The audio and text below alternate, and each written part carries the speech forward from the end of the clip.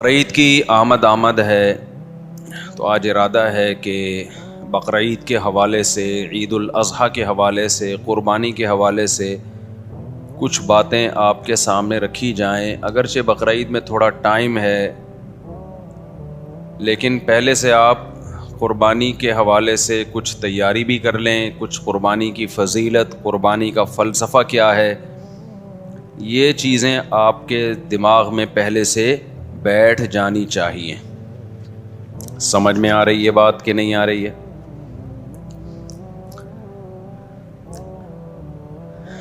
دیکھیں، اللہ تعالیٰ نے الحم سے لے کے والناس تک قرآن میں جو کچھ دعوے کیے، جو کچھ ہمیں سمجھایا، اس کا خلاصہ یہ ہے کہ اللہ یہ چاہتا ہے کہ میرے بندے میرا غلام بن کے رہیں۔ ویسے تو غلام ہیں، اللہ کی ملکیت ہے، لیکن یہ اس غلامی کو تسلیم کریں۔ عبدیت جسے کہا جاتا ہے، وَمَا خَلَقَتُ الْجِنَّ وَالْإِنسَ إِلَّا لِيَعْبُدُونَ۔ اللہ کہتے ہیں میں نے جنات اور انسانوں کو صرف اپنی عبادت کے لیے پیدا کیا۔ عبادت کا مطلب عبد کہتے ہیں غلام کو، تو غلامی کے لیے بنایا اللہ نے، کس کی؟ اللہ کی۔ لیکن انسان اس غلامی کو قبول کرنے کے لیے تیار نہیں ہے، وہ چاہتا ہے آزادی، لیکن نتیجے میں پھر وہ کسی اور کا غلام بن جاتا ہے۔ تو اللہ میاں کیا چاہتے ہیں میرے بھائی؟ الحم سے لے کے والناس تک پتہ چلتا ہے کہ کس کے غلام بن کے رہو؟ بولو، اللہ کے۔ اب اسلام چاہتا ہے کہ آپ اللہ کی غلامی کریں، تو اللہ کہتے ہیں غلامی کا زبانی دعویٰ قبول نہیں ہے، پریکٹیکل کر کے دکھاؤ، پریکٹیکلی یہ شو کرو کہ میں کس کا غلام ہوں؟ بولو، اللہ کا۔ اب اس کے لیے اللہ نے دو طرح کے حکام دیے ہیں ہمیں۔ ایک احکام تو وہ ہیں جن کی کوئی لاجک بنتی ہے، جن کو ساری دنیا کہتی ہے ویل ڈن، بہت اچھا کام مسلمان کرتے ہیں۔ مثال کے طور پر مسلمان زکوٰۃ دیتے ہیں، اس سے غریبوں کو فائدہ ہوتا ہے۔ ساری دنیا کیا کہتی ہے؟ اسلام کا یہ برا حکم ہے یا اچھا حکم ہے؟ بولو نا، اچھا حکم ہے بھائی، مالداروں کی زکوٰۃ نکلتی ہے، جاتی کہاں ہے؟ غریبوں کے پاس۔ ہم زکوٰۃ دیتے ہیں کس کو خوش کرنے کے لیے؟ اللہ کو خوش کرنے کے لیے۔ اللہ میاں نے ہمیں حکم دیا صدقہ فطر کا، عید سے پہلے صدقہ فطر نکالو۔ دنیا میں کسی غیر مسلم کو اس پہ کوئی اعتراض ہے؟ بولو نا، کوئی اعتراض نہیں ہے، دینا پڑے گا ہمیں، غریبوں کو فائدہ ہوتا ہے۔ ہم اللہ کی غلامی بھی شو کر رہے ہوتے ہیں کہ اللہ کے آرڈر پہ ہم دے رہے ہیں، تبھی تو ہندو تھوڑی دیتے ہیں عید الفطر میں، عیسائی دیتے ہیں عید الفطر میں، مسلمان دیتے ہیں، یہ شو کرنے کے لیے کہ ہم کس کے بندے ہیں؟ اللہ کے۔ اللہ نے ہمیں حکم دیا کہ عید کی خوشیوں میں غریبوں کو شریک کرنے کے لیے کیا دو؟ صدقہ فطر۔ اور اللہ نے کہا جس کے جتنے زیادہ بچے ہیں وہ اتنا زیادہ صدقہ فطر دے۔ اللہ میاں کیا چاہتے ہیں؟ اللہ کے غلام بن کے رہو، تو اس غلامی کو ثابت کرو اپنے عمل کے ذریعے۔ تو عمل دو طرح کا اللہ نے دیا، ایک عمل وہ جس پر سب کی طرف سے بلے بلے ہوگی، سب کہیں گے ویل ڈن، زکوٰۃ دینا، صدقہ فطر دینا، رشتہ داری جوڑنے کے لیے ان پہ خرچ کرنا، یہ سارے کام وہ ہیں جس پر غیر مسلم بھی خوش ہوتا ہے، مسلم بھی۔ اللہ میاں نے کہا کچھ کام ایسے آرڈر کروں گا جس پہ غیر مسلم کو اعتراض ہوگا اور تمہاری بھی عقل کہے گی یہ میری سمجھ میں کام نہیں آ رہا۔ وہ کام ہوں گے جن کے کرنے سے یہ پتا چلے گا کہ تم اپنے آپ کو کس کا غلام سمجھتے ہو؟ اللہ کا۔ کیونکہ غلام کے پاس نو کا آپشن بھی نہیں ہوتا، اور غلام کو اس کی بھی اجازت نہیں ہوتی کہ وہ آپ کے آرڈر کی لاجک آپ سے پوچھنا شروع کر دے۔ دیکھو فوج میں بڑی اطاعت ہوتی ہے نا آفیسر کی، میدان جنگ میں آفیسر نے فوجی سے کہا وہاں جا کے لڑو، وہ کہہ رہا سر وجہ کیا ہے اس کی، کائنڈلی آپ مجھے وجہ بتائیں گے، میں ادھر کیوں جاؤں، میں ادھر جاؤں گا، چلے گا 2 دن، وہ کورٹ مارشل ہو جائے گا۔ اللہ میاں کہتے ہیں تم کس کے غلام ہو؟ میرے غلام۔ جب میں آرڈر دوں گا نا تو تمہارے پاس کیوں کا آپشن نہیں ہے۔ شیطان میں آدم میں یہی تو فرق ہے۔ اللہ میاں نے فرشتوں کو حکم دیا آدم کو سجدہ کرو، فرشتوں نے کہا کہ کیوں؟ ہم نور سے بنے ہوئے، یہ مٹی سے ہمارے سامنے۔ دیکھو آفس میں کوئی نیا امپلائی آ جائے نا، اس کی تنخواہ پرانوں سے زیادہ ہو، پرانے والے کہیں گے یہ نیا آیا ہے اور اس کو ڈبل تنخواہ دے رہی ہے، ہم 20 سال سے جھک مار رہے ہیں یہاں پہ۔ اعتراض ہوتا ہے کہ نہیں ہوتا؟ وہاں اعتراض بنتا ہے، کیا کریں، کیونکہ آپ باس کے غلام نہیں ہیں، ٹھیک ہے نا۔ تو یہی اعتراض فرشتے بھی کر سکتے تھے، اے اللہ ہم ہزاروں سال سے تیری عبادت کر رہے ہیں، ہمیں تو نے نور سے بنایا، لائٹ سے بنایا، اور یہ ہمارے سامنے ایک سڑے ہوئے گارے سے، بدبودار گاڑے سے، گارا جو مٹی کا ہوتا ہے جس میں سڑان پیدا ہو گئی تھی، اس سے تو نے ہمارے سامنے اس کو بنایا، اب تو ہمیں حکم دے رہا ہے کہ اس کو ہم سجدہ کریں؟ تو یہ بات ہماری سمجھ میں نہیں آتی. لیکن فرشتوں نے ایسا اعتراض بولو نہیں کیا. کیوں؟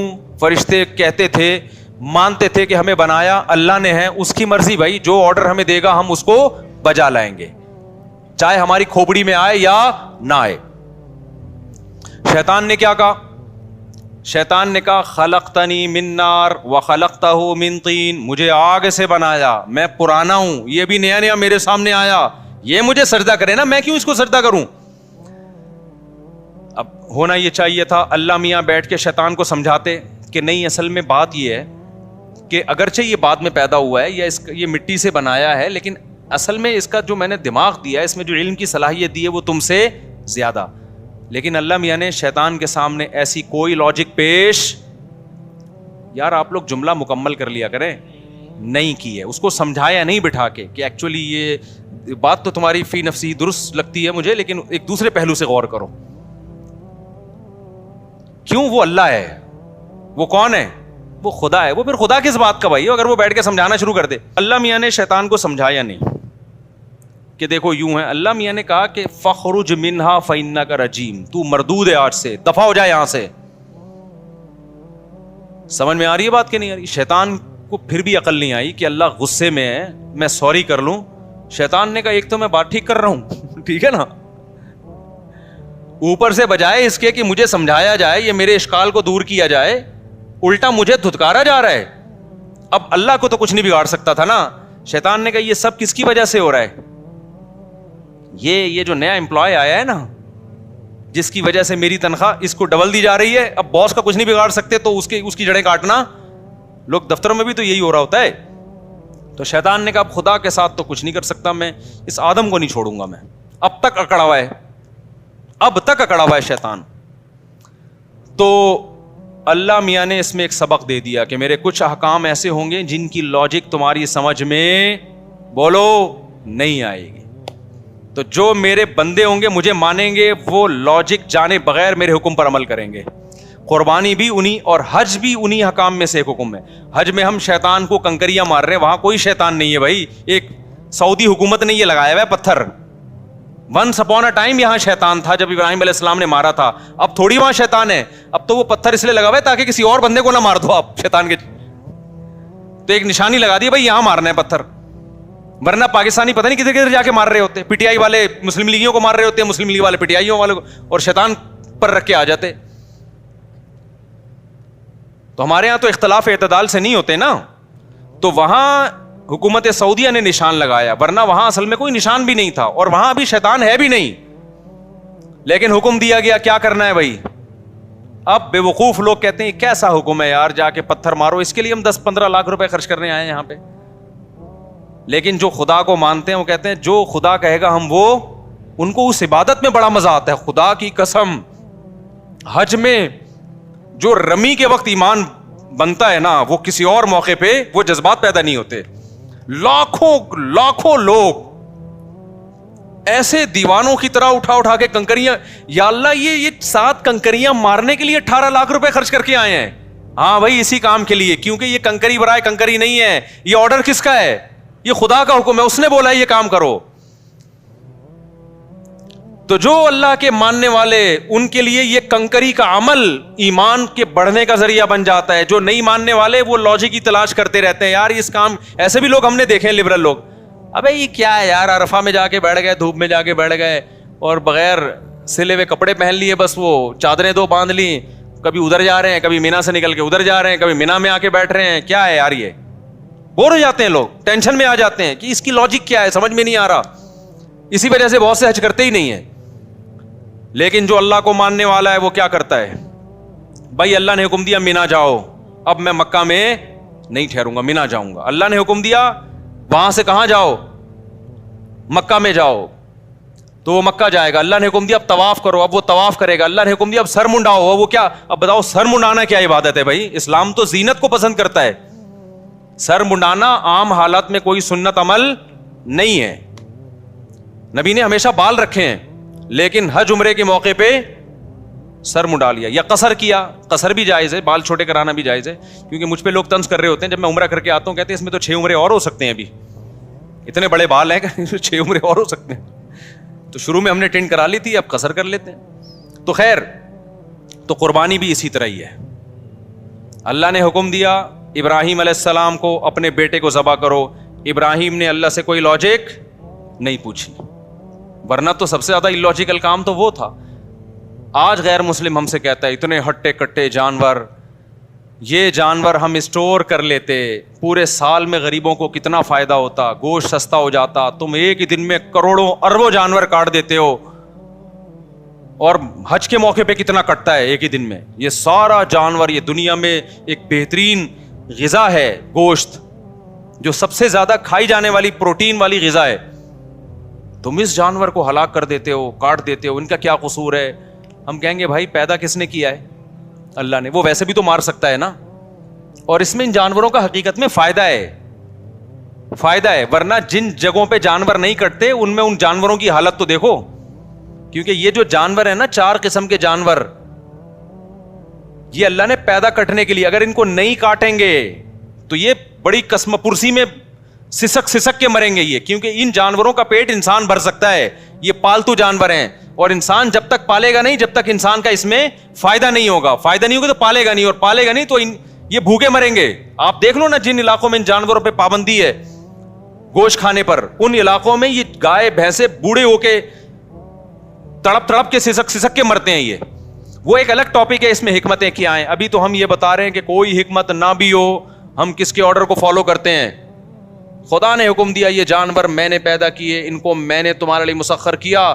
تو بقرعید کے 3 دنوں میں اللہ کو جانور کا خون بہانے سے زیادہ کوئی عمل محبوب نہیں ہے. اب غیر مسلم ہم سے کہہ سکتا ہے کہ ٹھیک ہے, اگر آپ نے جانور کاٹنا ہی ہے تو کچھ ڈسیبل جانور ہوتے ہیں, کچھ لنگڑے ہوتے ہیں, کچھ کاڑے ہوتے ہیں, وہ ویسے ہی ضائع ہونے والے ہیں, تو ان کو کاٹ دو تاکہ ان کا گوشت کام آ جائے. اللہ میاں نے کہا نا نا نا نا نا نا نا, جو لنگڑا ہے وہ بولو نہیں چلے گا, جو اندھا ہے وہ نہیں چلے گا. بھائی ایسا ہی ہوتا ہے نا ہمارے یہاں, تو جو مرغی بیمار ہوتی ہے کاٹنا ہی ہے اس کا علاج, کیونکہ وہ تو ویسے ہی مر جائے گی. ابھی ہماری ایک مورنی مر گئی, ہمیں افسوس یہ ہوا کہ پہلے ہم کاٹ دیتے تو اچھا تھا, کام آ جاتی. سمجھ میں آ رہی ہے بات؟ تو ہونا تو یہ چاہیے تھا بیمار جانور, لنگڑے جانور, کاڑے جانور, جو ویسے ہی کسی کام کے نہیں ہیں, تو اب چلو ان کو کاٹ کے کیا کر لو, کسی ٹھکانے لگا دو. اللہ نے کہا نا, مجھے صحیح سالم جانور چاہیے, ٹھیک ہے نا, ہٹا کٹا دنیا کی چیخیں نکل جائیں کہ مسلمان کر کیا رہا ہے. پوری دنیا میں یہ ہٹے کٹے بیل, اونٹ 5 سال میں جا کے تیار ہوتا ہے, 2 دانت کا, بچہ بھی نہیں ذبح کرنا, کم سے کم 2 سال کا بیل ہو, بکرا 1 سال کا ہو. ورنہ لوگ کیا کرتے, چھوٹے چھوٹے بچے جن پہ ابھی پیسہ خرچ ہی نہیں ہوا ان کو ذبح کر دیتے. نا نا نا نا, تیار ہو چکا ہو, بھرا ہوا جانور ہو. بعض ایسے جانور ہوتے ہیں لوگ مذاق اڑاتے ہیں محلے والے کے, سوپ بنا کے پی لے بھائی تو اس کا, ٹھیک ہے نا. اللہ میں نے کیا کہا, اچھا جانور ہو. تو یہ بات بظاہر اللاجیکل ہے, لیکن مسلمان کا خدا سے رشتہ ہے. اور آپ کو پتا ہے قربانی کا حکم یہود و نصارہ کو بھی ہوا تھا, لیکن ان کے ہاں غامدی صاحب جیسے اسکالرز پیدا بہت پہلے ہو گئے تھے. انہوں نے ایکچولی کر کے نا سارے قرآن و سنت کا بیڑا غرق کر دیا ان کے اسکالرز نے, جو اب غامدی صاحب کوشش میں لگے ہوئے ہیں. کیونکہ ہر شریعت کے حکم میں نا وہ ان کی ایک اپنی وہ ہوتی ہے, ایکچولی یہ تو اس لیے تھا, ایکچولی یہ تو اس لیے تھا, ایکچولی یہ تو اس لیے تھا. تو کبھی حدیث کو مان رہے ہیں, کبھی حدیث کو نہیں مان رہے. جو حدیث ان کے فیور میں جائے گی وہ حدیث حجت ہے, جو حدیث غامدی صاحب کے فیور میں نہیں جائے گے تو حدیث وہ حجت نہیں ہے. تو یہود و نصارہ میں ایسے اسکالرز پیدا ہوئے, انہوں نے بھی قربانی, جو ان کو اچھا نہیں لگتا تھا ہم بکرے لا کے کاٹ رہے ہیں, قربانی کا حکم تمام امتوں میں رہا ہے, لیکن انہوں نے ایکچولی کر کے اصل میں تو غریب کا مقصد ہے, غریب کا پیٹ بھرنا چاہیے, تو ایکچولی غریب اس سے بہتر ہے اتنے کا بیل لے کر آ رہے ہو, بہتر نہیں کسی غریب کو کھانا کھلا دو اتنے کا, یا کسی غریب کی بچی کی شادی کرا دو. ہم کہتے ہیں ضرور کراؤ, بقرعید کے بعد کرا دو. آئی بات سامنے؟ شادی صرف بقرعید کے 3 دنوں میں نہیں ہوتی. دوسری بات یہ کہ آپ ایک جانور کر لیں, قربانی کی سنت بھی ادا ہو جائے گی, اور باقی پیسے کیا کر لیں, غریبوں کی مدد میں لگائیں. یہ فرض کیوں کر لیا گیا ہے کہ جو قربانی کرے گا وہ غریبوں کی مدد نہیں کرے گا؟ اور دوسری بات یہ کہ اسی گوشت سے بھی تو غریبوں کی مدد کی جا سکتی ہے. تو جب تک آپ قربانی نہیں کریں گے قربانی کا فریضہ ادا نہیں ہوگا. غریب کی مدد بھی کریں, لیکن شریعت کے ایک حکم کی وجہ سے شریعت کا دوسرا حکم چھوڑا نہیں جا سکتا. سمجھتے ہو کہ نہیں سمجھتے ہو؟ ہمارے نبی سے زیادہ غریبوں اور مسکینوں کا خیال کرنے والا کوئی نہیں تھا. آپ صلی اللہ علیہ وسلم عید الاضحیٰ کی نماز جلدی پڑھاتے تاکہ قربانی جلدی ہو سکے. اس کے بعد آپ اس وقت تک کھاتے کچھ نہیں تھے جب تک جانور ذبح نہ ہو جائے, اور اس بقرعید کے گوشت سے آپ صلی اللہ علیہ وسلم ابتدا کیا کرتے تھے بقرعید کے دن. سمجھتا نہیں ہے نا بات کو؟ اور ہمارے لیے ایام تشریق کے اللہ نے روزے حرام کر دیے. کیوں حرام کیے؟ بقرعید کا روزہ جائز ہے, بقرعید کے اگلے دن روزہ جائز ہے, اس سے اگلے دن جائز ہے, اس سے اگلے دن جائز ہے, 4 دن حرام ہے روزہ. حالانکہ بقرعید 3 دنوں کی ہوتی ہے, لیکن گوشت کے اثرات چوتھے دن بھی ہوتے ہیں, ٹھیک ہے نا. اس کے بعد پھر وہ فریزر اور تازہ 4 دن تک رہتا ہے گوشت. باقی ہماری قوم جو کر رہی ہے وہ تو آپ کو پتا ہے, ایک آدمی نے بکرا ذبح کیا, خواب آیا تو جنت میں وہ بکرا ایک ٹانگ کے بغیر گھوم رہا ہے.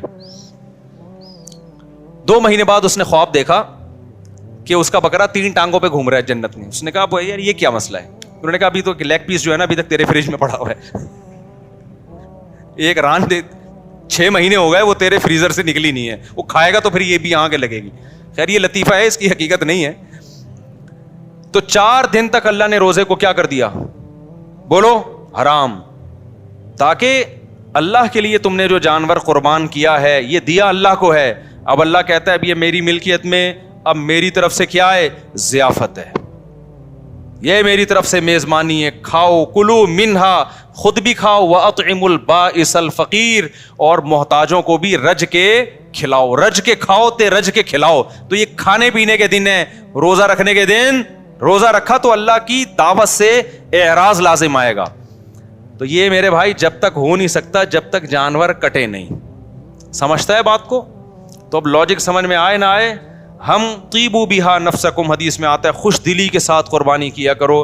اور جو لوگ کہتے ہیں جانور پہ ہمیں ترس آتا ہے, اگر اس جانور کو ہم ایسے ہی چھوڑ دیں نا تو جو بڑھاپے میں اس پہ آپ کو ترس آئے گا نا وہ اس سے زیادہ ہوگا, کسی کے کام کا بھی نہیں رہے گا. آپ دیکھ لو انڈیا میں جو بوڑھے جانور ہیں ان کے ساتھ کیا ہوتا ہے, کیونکہ جب وہ انسانوں کے کام کے نہیں ہیں تو بوڑھے ہو جاتے ہیں, بڑھاپے میں کوئی ان کا خیال نہیں کر رہا. اپنے ماں باپ کا آج کل لوگ خیال نہیں کر رہے, بڑھاپے میں اولڈ ہاؤس میں جمع کرا رہے ہیں, تو گائے کو بڑھاپے میں کون پالے گا؟ بھائی کیا ہو گیا؟ تو وہ مر رہی ہوتی ہیں, پڑی ہوئی ہوتی ہیں سسک سسک کے. تو جب اللہ نے ان کو ہمارے لیے پیدا کیا تو ہم, آپ جو کہتے ہیں نا اتنے جانور پیدا ہو کے کٹ جاتے ہیں, بھائی یہ پیدا اس لیے ہوتے ہیں کہ کٹ رہے ہیں. اگر یہ کٹنا بند ہو جائیں گے تو ان کی نسل بھی کم ہو جائے گی, پھر یہ اتنے پیدا ہی نہیں ہوں گے. تو اس لیے قربانی خوش دلی کے ساتھ کیا کریں. اور اس میں ایک بڑی حکمت ہے, ہمیں گوشت کھانے کو ملتا ہے. اس سے پتہ چلتا ہے اللہ میاں مسلمان کو سبزی خور دیکھنا نہیں چاہتے, اللہ میاں مسلمان کو گوشت خور دیکھنا چاہتے ہیں. دنیا میں 2 طرح کے لوگ ہیں, کچھ ویجیٹیرین ہوتے ہیں جو گھاس پھوس کھاتے ہیں, پتے کھاتے ہیں, وہ گوشت بالکل بھی نہیں کھاتے. کچھ لوگ ہوتے ہیں جو گوشت کو پسند کرتے ہیں. ہمارے نبی کی جو صفات ہیں, قرب قیامت میں ایک نبی آئے گا, پچھلی کتابوں میں وہ گوشت خور نبی ہوگا. ہمارے نبی نے اونٹ, اچھا گوشت بھی گوشت ہونا چاہیے, مچھلی اٹس ناٹ کالڈ گوشت, فش بھی ویسے گوشت کہتے ہیں, لیکن جو لحم ہے نا عربی میں لحم التحام سے نکلا ہے, التحام گھمسان کی جنگ کو بولتے ہیں عربی میں. تو لحم میں بھی کیا ایک شدت پائی جاتی ہے گوشت میں, یہ شدت گائے میں, اونٹ میں, دمبے میں, بکرے میں پائی جاتی ہے, مرغی میں اور مچھلی میں نہیں پائی جاتی. کھائیں مرغی مچھلی بھی, قربانی ان کی نہیں ہوگی. اس سے پتہ چلتا ہے اللہ زیادہ پروٹوکول ان 4 جانوروں کو دے رہے ہیں. گوشت کھانا ہو تو اونٹ کا کھاؤ, یا بچیا بچڑے کا کھاؤ, یا دمبے کا بھیڑ کا کھاؤ, یا بکرے کا کھاؤ. آج کیا کھایا جا رہا ہے؟ بچوں کو تو کھلا ہی نہیں رہے یہ چیزیں, اور کھلاتے بھی کیسے, سارا فیٹ اس کا نکال کے نا بالکل جو اصل اس کی جو طاقت تھی جس میں. دمبے کی چربی مہنگی ہو گئی سوراب کوٹ میں جب سے میرا بیان دمبے کی چربی کے فضائل پر آیا ہے. میں گیا چکی خریدنے, اس نے کہا مصعب آپ کا بیان آیا تھا نا چکی کے فضائل دمبے کی چکی میں, واقعی یہ جو دمبے کی چکی ہے اس کی جو چربی ہے یہ بہت زبردست چیز ہے, کھایا کرو اس کو, پھر ورزش بھی کرو, ایسا نہ ہو دھماکے سے پھٹ پٹا کے ہلاک ہو جاؤ. تو ہمیں اللہ گوشت خور دیکھنا چاہتے ہیں. کیوں؟ گوشت کھانے سے جسم پہ گوشت چڑھتا ہے, جسم میں طاقت آتی ہے. آج تو میڈیکل سائنس لوگوں کو سبزیوں سے ہٹا کے کس پہ لا رہی ہے؟ گوشت پہ لا رہی ہے. سبزیاں بھی کھائیں, ہمارے نبی نے سبزیاں بھی کھائی ہیں, کھجور کھائی ہے اور بہت ساری چیزیں, لیکن گوشت مسلمان کے مذہب کا ایک حصہ ہے. جتنی بھی اسلامی دعوتیں ہیں نا ان میں گوشت کا تذکرہ ملے گا آپ کو. سبزیاں کھائیں آپ, ہم نہیں منع کر رہے, ضروری ہے سبزیاں کھانا بھی, لیکن مسلمان گوشت سے اوائڈ کر نہیں سکتا. ایکچولی کیوں نہیں اوائڈ کر سکتا؟ 4 دعوتیں بس وہ بتا کے میں بیان ختم کرتا ہوں. اسلام میں دعوت ہے بقرعید کے موقع پہ, اس میں کیا دال چاول کا حکم ہے؟ گوشت. جب تک یہ 4 بڑے جانور نہیں کٹیں گے قربانی کا فریضہ ادا نہیں. اس میں بھی چکن نہیں ہے, چکن نہیں ہے, وہ گوشت جس میں لحم ہو. لحم کا مطلب التحام, شدت پائی جائے. کھاؤ تو پتا چلے کچھ کھایا ہے. دمبا کھاؤ تو پتا چلتا ہے کہ کھایا ہے. گائے کھاؤ تو پتا چلتا ہے, اونٹ کھاؤ تو. مرغی سے کبھی پتا چلتا ہے, کبھی نہیں چلتا. ہلکی چیز ہے نا وہ. دوسرا دعوت ہے اسلام میں ولیمے کی.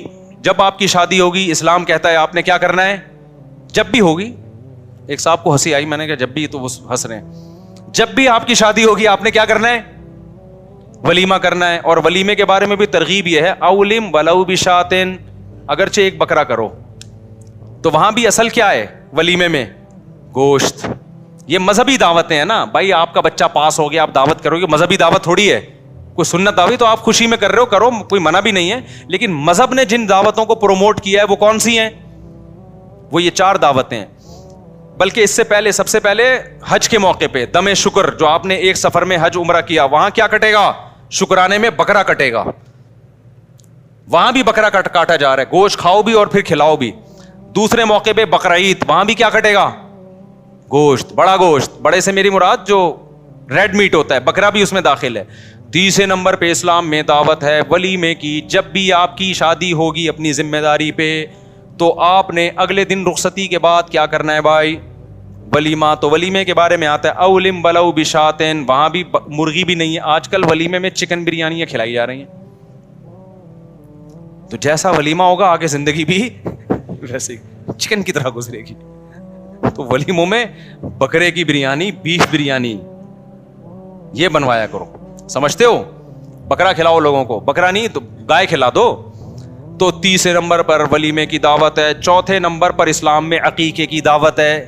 اسلام کہتا ہے جب بچہ پیدا ہوگا تو 18واں بھی پیدا ہو رہا ہے تو فیملی پلاننگ والے تو بے ہوش ہو کے ختم ہو جائیں گے, مر جائیں گے.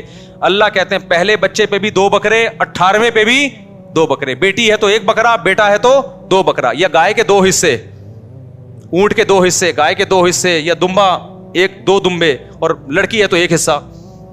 تو وہاں بھی کیا ہے, اللہ میاں کہہ سکتے تھے تمہارے بچہ پیدا ہوا بریانی کی 2 دیں گے, دال چاول کی 2 دیں گے, کہہ سکتے تھے نا اللہ تعالیٰ. بچہ پیدا ہوا 6 برگر 3 پیزے, کہہ سکتے تھے نا.